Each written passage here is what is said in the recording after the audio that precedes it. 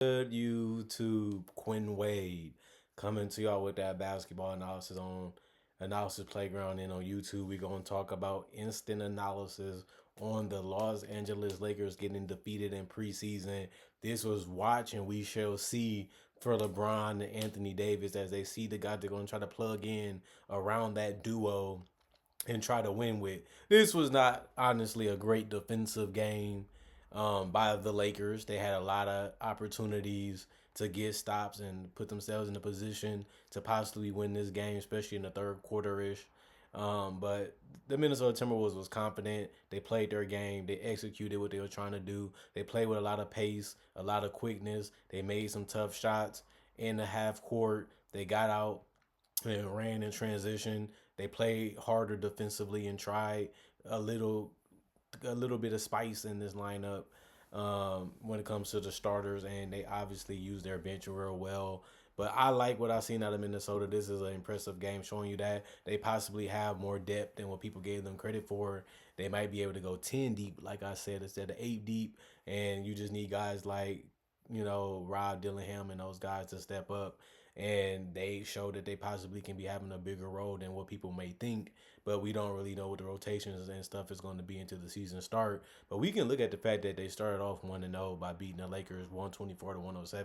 They got off to a 36-23 start, and then they was able to fall down a little bit, 22-26 in the second quarter. Then obviously they was able to fall down even more, 37-39 in the third quarter. But they was able to continue to coast a little bit in the fourth quarter, and then they was able to pick it up a little bit too because some shots started to fall, in the middle of the game and towards the end, and they finished 29-19 in the fourth quarter when it comes to scoring points. When we look at Jaden McDaniels, he only hit 1 3, but he only played 10 minutes. He shot 1 or 2 from the field, 1 or 3 from the 3 point line, 2 rebounds. He did have 1 block, 1 turnover. It was +10 and plus minus. Rudy Gobert also played 10 minutes. He finished 101 from the field, 0 2 from the free throw line, but he grabbed 2 rebounds, 1 turnover, 2 personal fouls, +10 and plus minus, 2 points. Nas Reed looked at good. He looked at like he's in good shape and he looked like he's ready to go. For the most part, he did play 10 minutes too. 2 or 4 from the field, 2 rebounds, 1 assist, 1 steal, +10 and plus minus 5 points. Mike Conley also only played 8 minutes, but he did get 2 or 4 field goals up. He was 1 or 3 from the 3 point line, 1 rebound, 1 assist, 5 points. And then obviously DiVincenzo really was playing real well tonight, and he usually does.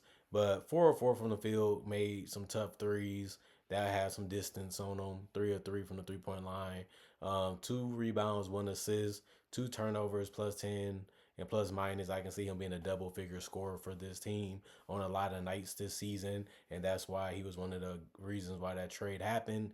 And he showed that he fits right in with what they're trying to do: style of play, quick decisions, hit you with a couple moves, or shoot the spot up three, or cut to the basket and use your speed and your athleticism, which he does have, to your advantage. And I can see him doing that this entire season. He really can be a great difference maker for the Minnesota Timberwolves. And he's a guy that's very young, so he can be a part of their future too if they decide to keep him. May not, might not. He ended up doing 9 of 11, 4 of 6 from the 3 point line. It was a lot of stuff he was doing, going very aggressive to the paint, looking for a shot at the 3 point line, staying out of the way, keeping the ball moving, and shooting it if he had a shot. I think that that's his role should be, and he's showing that he can get that done. I feel like he's going to be a contributor on this roster this season, but he did play 29 minutes. That's not going to be realistic in the regular season, as they have a lot of guys that's going to be playing more minutes than he will, but he can still be one guy that they can turn to if injuries happen or they just need somebody to give them a spark. I think him and Dillingham can be that, along with Dante DiVincenzo and Nikhil. 8 rebounds for him also, with 1 assist, 3 steals, 2 blocks, 1 turnover, 1 personal foul, plus 18 and plus minus 22 points. Miller, 2 points, -11 and plus minus, 2 personal foul, 1 turnover, 1 steal, 1 assist, 3 rebounds, 0-1 from the 3 point line, 1 of 4 from the field. Luca Garza got some decent position shots. He really was patient, getting his position, really was able to get some deep catches, was able to move into positions to where he was confident being able to score. 22 minutes for him, but 7 of 13 from the field, 1 of 4 from the 3 point line, 5 of 8 from the free throw line. He also had 9 rebounds total. 6 of them was offensive, which is real huge for them, especially in the start of the game. 1 assist, 1 steal, 1 turnover, 2 personal foul, plus 15 plus minus. He did have 20 points, just like Minot. Jay Edwards, 14 points, 1 of 2 from the field. He also had 3 rebounds total. All of them was offensive. 1 steal, along with his 2 points, 1 turnover, and 2 personal fouls. Ingles, 11 minutes, 0-1 from the field. It was only a three, but he did grab 2 rebounds and 3 assists. 1 steal, still showing you that he can be a ball handler, that can be a guy that can make decisions and play off the ball. 2 personal fouls for him also in +7 and plus minus.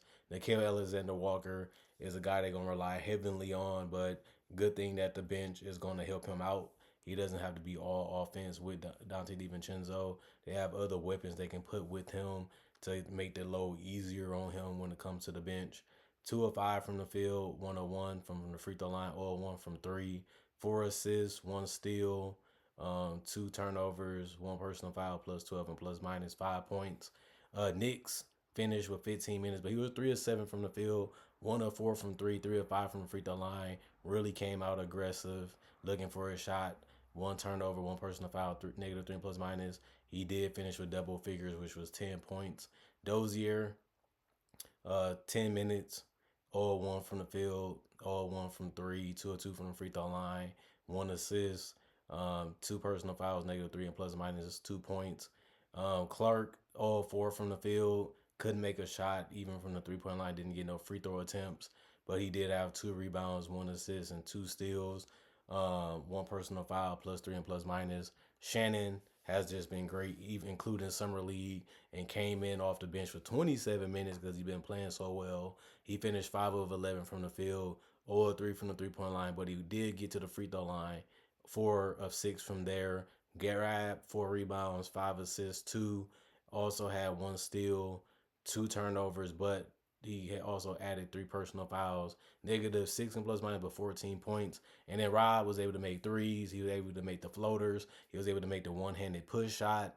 He was able to get to the basket. He was able to push the pace and the tempo. He dictated the pace of this game, and they really played and ran well and functioned well when Rob was aggressive or aggressive, keeping the ball up the court and pushing it up the court. And he made this team, which was the Lakers, really doubt that he could be able to be that much of an influencer on how the game was going to go. But people forget Rob came off the bench this game, and he had that type of impact. And I feel like he's really coming off a decent summer league too. But he finished 9 of 20, 3 of 6 from the 3 point line, which was highly efficient for a volume scorer. He also had 1 rebound and 4 assists, got guys some easy opportunities, and 1 turnover, and +10 and plus minus 21 points. For him, they had 3 guys that scored 20 points off the bench. They also was able to shoot 50% from the field as a team, above average from three. As a team, 15 of 37, 40%. They did struggle at the free throw line, 15 of 26, but they made it up by making more shots instead of going to the free throw line to rely on that. They also had 41 rebounds, 24 assists, 13 steals, 3 blocks, but 14 turnovers and 19 personal fouls. So they didn't foul as much as people thought that they did. Neither did the Lakers for the most part. Rui Hachimura, he has to do more offensively. He only played 22 minutes, but that's a lot. He was 3 of 7 from the field, 1 of 3 from the 3 point line, 2 of 2 from the free throw line, 6 rebounds, 2 assists, 1 block, 2 turnovers, 2 personal fouls, -12 and plus minus 9 points. Although it wasn't a bad game or a terrible game by Rui Hachimura, he should be a double figure scorer basically every night, especially in the night where he gets to start and there's not too many scorers in that lineup. He just was a no-show, really. He disappeared in the game. Sometimes you didn't even know if he was on the court or what he was going to be able to do throughout the game. And he really didn't have that type of difference-making type of presence there, even defensively, even though he did end with 1 block. Jackson Hayes was able to show up more than Rui.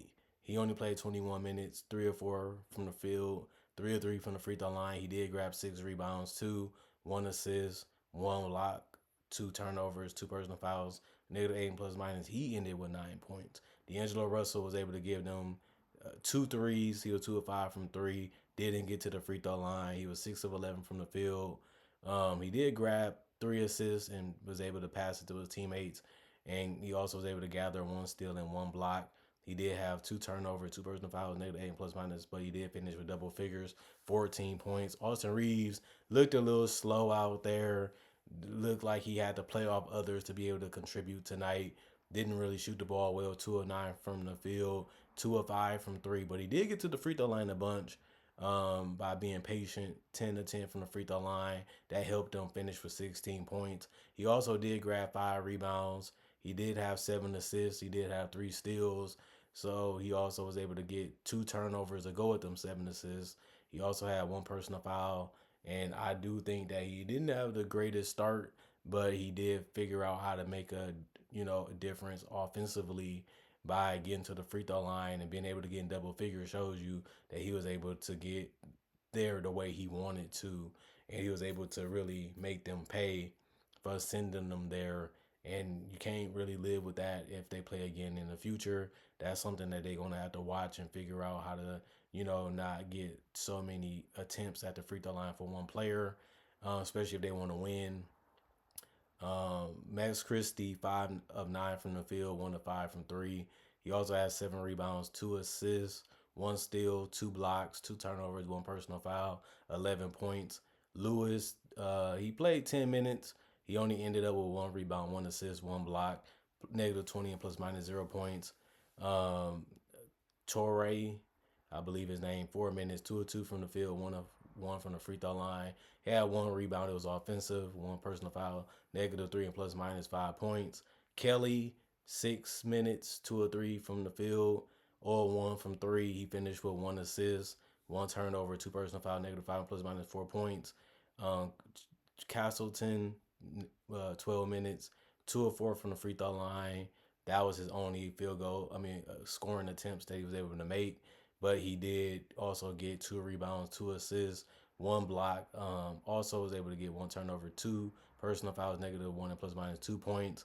Gabe Vincent was able to be 4 of 6 from the field, but he did make 2 threes out of 4. They really needed those two at the time that he made them. But he also 1 of 1 from the free throw line. He also was able to give you 1 steal in double figures in points, which is only 2 players that was able to do that. Him and Dalton Connect. Dalton Connect looked very good. He was able to knock down 2 threes out of 7. He was also able to get to the paint. He was also able to use his handle to create his own shot if the screen or somebody didn't help him get an easier way to score. He was still able to do that. Um, he finished with 3 rebounds, 2 assists, 1 steal, 1 block. He also had 5 turnovers, 3 personal fouls, -13 and plus minus 16 points. Oliveri, he had 0 field goal attempts, and he did have 2 free throw attempts, where he made both. 2 rebounds for him, 1 steal, 1 turnover, +3 and plus minus. And Bronny's James, 16 minutes. He was 1 of 6 from the field, or 1 from 3, 1 rebound, 1 assist. He did have 3 crazy blocks, using his speed and his quickness to really clean up those layups that they try to attempt. And he really looked good doing it. They said his defense is his best calling card, and we're kind of seeing that every time he plays, and we kind of seeing that he's a guy that doesn't really care if he has to score or not. He's not a guy looking for a shot all the time, or hounding for the ball, or calling for the ball. He just playing within the offense. If he gets the ball, he gets the ball. If he doesn't, he doesn't. And he's not afraid to move off the ball. 1 turnover for him, -12 and plus minus. Hood, 3 of 9 from the field, 0 of 1 from three, 4 rebounds, 6 assists, 1 steal, 1 block, 3 personal fouls, -7 plus minus 6 points. And no LeBron and no AD.